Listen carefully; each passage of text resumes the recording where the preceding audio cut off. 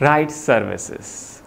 You know the Uber, Kareem, Aleph, SWL and Bikeya and other online service. You can book your online ride.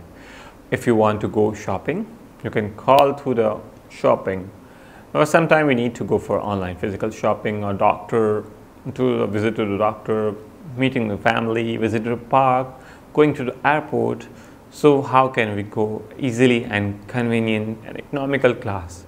For your convenience to a AC class for car or bike, or you need to go for a delivery, or you can order your some food stuff over there. So why not avail these facilities? If you left or lost your wallet or something, so you can ask them to your family member to collect and get it. So why not call the Uber and Bikeya? They will be deliver your things over there.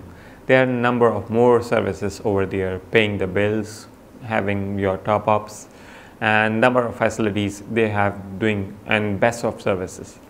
So you can have their best of things and doing number of massive things.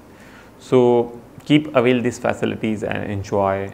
You can be a digital things that, and that is more important that you are learning and adopting digital technologies. Let's move to the next video. Thank you.